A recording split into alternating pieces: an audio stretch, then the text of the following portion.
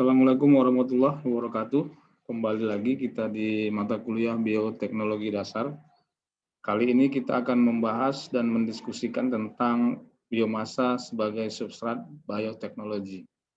Kalau sebelumnya kita sudah mempelajari dasar-dasar dan sejarah perkembangan bioteknologi, pada kali ini kita akan diskusi tentang biomasa sebagai substrat bioteknologi.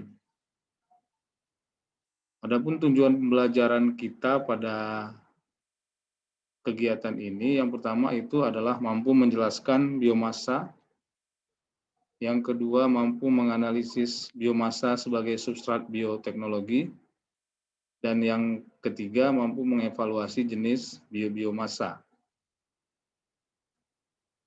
Baik, biomasa itu sendiri adalah bahan yang berasal dari makhluk hidup, termasuk di dalamnya tanaman, hewan, maupun mikroorganisme. Menjadikan biomasa sebagai sumber untuk memenuhi berbagai kebutuhan menjadi hal yang sangat menarik, sebab biomasa merupakan bahan yang dapat diperbaharui. Konsepnya adalah karena dia diawali dengan kata bio, massa itu kalau di fisika kan benda ya, dianalogikan dengan benda, maka karena dia biomasa, maka otomatis karena berasal dari makhluk hidup, jadi sehingga dia dapat diperbarui. Karena contoh atau ciri dari makhluk hidup itu adalah tumbuh dan berkembang, mampu berkembang biak, dan seterusnya. Sehingga konsep biomasa itu sangat menarik karena dapat diperbarui. Jadi contohnya itu ada pohon, tanaman produksi, atau tanaman yang sengaja ditanam untuk menghasilkan sesuatu, residu serat-serat tanaman, limbah hewan, limbah industri yang organik tentu saja, karena dia konsepnya adalah bio atau makhluk hidup. Dari mana sumber-sumber biomasa itu sendiri? Kita lihat di gambar ini, ada dari hasil tanaman yang berasal dari pertanian dan residunya. Karena kalau misalnya kita bertanam padi misalnya, padinya itu hasil panen, bulirnya itu, tapi kan dipecahkan lagi, dikeluarkan dari selongsong bulirnya, itu yang dinamakan residu. Itu pun bisa menjadi substrat atau biomasa. Jadi bukan hanya hasil yang produksinya, tapi sampingan dari produksi atau sampah atau hal lain yang berasal dari makhluk hidup itu, dari tanaman itu kita konsepkan sebagai biomasa juga. Kemudian ada hasil atau buangan dari produksi biodiesel. Biodiesel ini sendiri dengan kata bio berarti bahan bakar yang berasal dari bio. Jadi biodiesel ini nggak ada solar lagi ya, kalau kita datang ke SPBU itu solar nggak namanya bukan solar tapi biodiesel, karena memang dari makhluk hidup. Kalau pernah dengar informasi, ada di suatu negara bagian di Amerika itu, dia mengolah minyak jelantah atau minyak goreng hasil dari penggorengan itu dikumpulkan menjadi bahan bakar. Jadi ada SPBU di situ menjual biodiesel yang berasal dari hasil fermentasi atau hasil pengolahan yang berasal dari substratnya itu adalah minyak jelantah atau minyak hasil penggorengan. Kalau kita ingat lagi kan minyak goreng itu berasal dari, yang paling dekat dengan kita berasal dari minyak sawit, tentu itu merupakan bentuk dari biomasa. Ada lagi dari hasil kehutanan dan residunya, ini kayu dan sebagainya, contohnya. Ada lagi hasil-hasil industri, limbah hewan, merupakan juga sebagai biomasa, maupun limbah kita sendiri yang tentu saja yang bersifat organik. Oke, ini biomasa itu dapat dikonversi jadi beberapa jenis produk utama. Jadi biomasa yang sebagai substrat bioteknologi itu dapat dikonversi menjadi 3 produk utama. Yang pertama energi panas dan listrik, yang kedua bahan bakar untuk transportasi, maupun yang ketiga bahan baku biokimia. Jadi konsepnya adalah ketika misalnya residu atau limbah dari hewan misalnya, kita kumpulkan dalam suatu fermentor, limbah itu, kemudian bisa menjadi energi panas karena adanya hasil fermentasi dari limbah itu, dengan bantuan biasanya dengan bantuan beberapa jenis mikroorganisme. Jadi ada fermentor, misalnya sepsi tank itu misalnya ya. Kemudian di salurannya itu dibuat jadi gas hasil buangan itu kan menghasilkan gas metan, itu menjadi bisa energi panas, bisa menghasilkan energi listrik juga karena bisa kompor misalnya, kompor gas misalnya.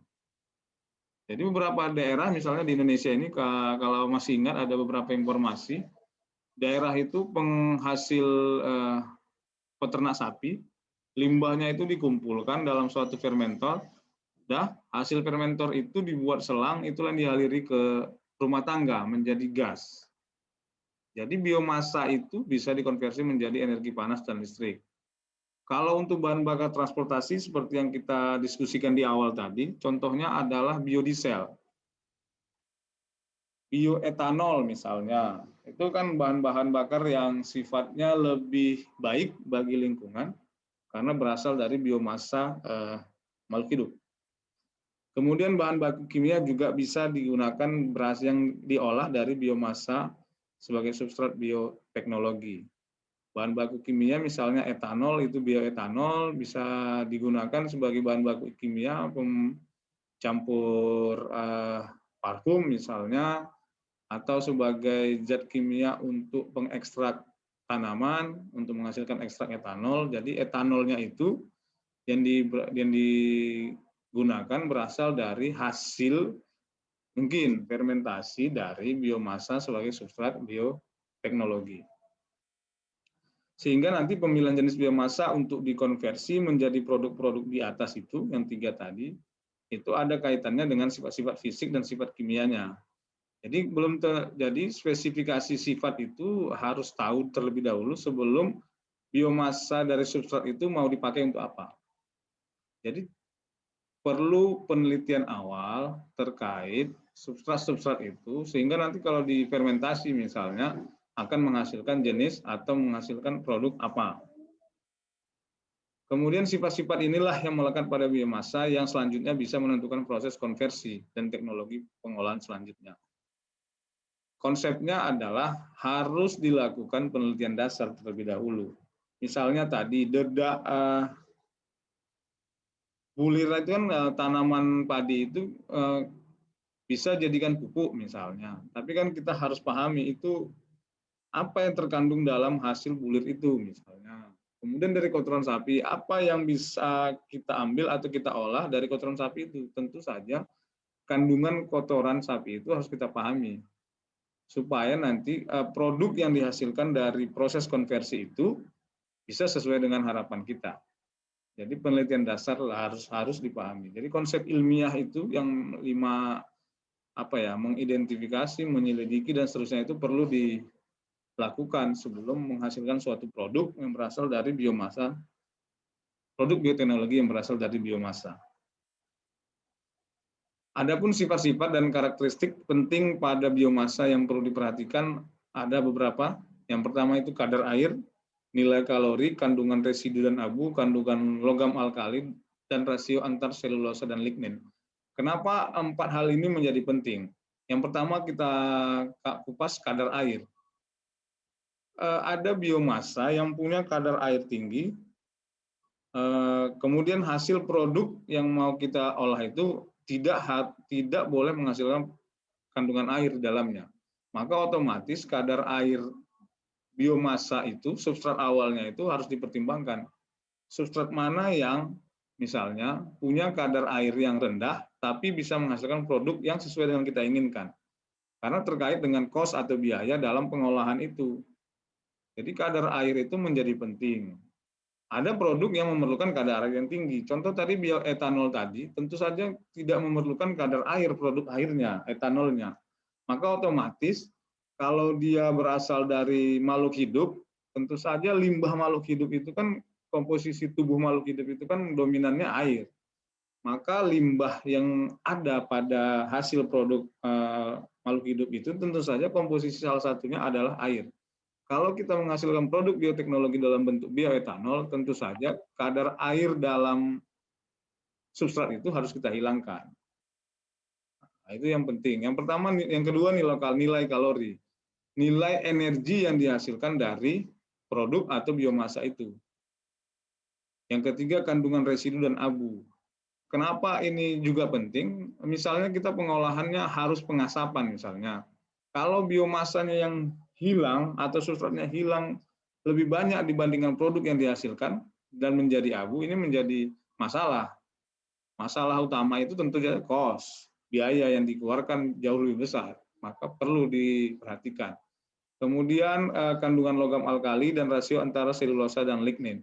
Selulosa dan lignin ini kan sulit dicerna, sulit dipecah. Selulosa ini komponen karbohidrat dan lignin ini kan sangat keras ya.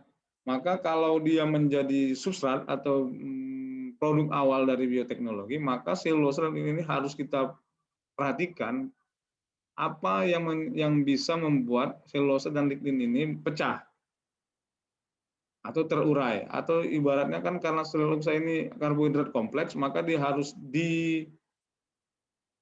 dihidrolisis menjadi senyawa yang lebih sederhana. Maka perlu perhatian terkait kandungan selulosa dan lignin. Makanya kita manusia kan tidak bisa mengkonsumsi selulosa karena kita tidak punya enzim selulase. Beda dengan mamalia, dia punya enzim selulase sehingga makanannya yang mengandung selulosa yang tinggi. Kemudian apa kaitan biomasa dan bioteknologi? Sebenarnya posisinya di mana? Ini contoh dari konsep dari biomasa yang digunakan untuk produk bioteknologi. Jadi contoh misalnya ketika etanol dibuat melalui fermentasi dengan memanfaatkan biomasa seperti yang kita diskusikan di awal, maka disitulah letak hubungan biomasa dengan bioteknologi. Jadi produk bioteknologi itu secara umum dihasilkan dari biomasa atau substrat makhluk hidup, baik limbah maupun yang lain. Ini contoh etanol kalau dibentuk misalnya dari lignin, biomasanya bentuknya lignin, ada. Ini ya contohnya lignoselulosic biomas. Ini yang di sawah ya, jerami ya. Dilakukan treatment ini di pre-treatment dengan menggunakan asam sehingga dihasilkan biomasa yang menjadi seperti gambar serbu ini. Hasil sampingnya itu menggunakan enzim sakarifikasi namanya. Kemudian dihasilkan butiran lignin. Butiran lignin ini kalau diendapkan atau difermentasi menjadi gas, produk gas karena bisa dibusukkan ya. Kemudian jadi energi listrik bisa. Dengan enzim sakarifikasi tadi itu dengan fermentasi juga bisa menghasilkan etanol. Kira-kira begitu. Jadi satu produk bisa menghasilkan beberapa jenis konversi seperti yang di awal tadi ya, ini dia. Energi panel listrik dan bahan bakar transport. Kita lihat di sini ada gas, ini kan bahan bakar ya. Ini gas, ini listrik. Ini etanol untuk bahan kimia juga bisa, bahkan bisa untuk bahan bakar. Maka satu produk itu bisa. Apa keuntungannya? Keuntungannya adalah ini bahan-bahan yang digunakan di sini ini kita mengurangi emisi lingkungan, kerusakan lingkungan karena menggunakan produk-produk yang biodegradable. Jadi mudah terurai. Oke, karena kan Go Green itu saat ini kembali ke alam, back to nature. Jadi bagaimana produk bioteknologi itu mampu mengatasi masalah lingkungan, salah satunya dengan produk-produk yang ramah lingkungan. Ini contoh atau produk dari biomasa. Ada tabel 23 ini dikutip dari beberapa buku. Contohnya minyak, ini fuels, itu dari biometan, gas biogas, kemudian etanol dari jus, fermentasi selulosa, minyak dari hidrogenasi, kemudian ada etanol juga untuk industri, gas untuk industri gas, kompos, dan seterusnya. Jadi dari tabel ini kita melihat bahwa bisa jadi produk yang kita keluarkan atau sampah-sampah organik yang kita hasilkan di rumah itu menjadi biomasa atau substrat awal untuk menghasilkan produk-produk tadi ini yang di sini. Sayur misalnya, itu kan akarnya, batangnya bahkan dipotong, dibuang, itu kan produk organik, itu menjadi substrat untuk produk bioteknologi. Bisa menghasilkan fermentasi, kompos misalnya, dan seterusnya.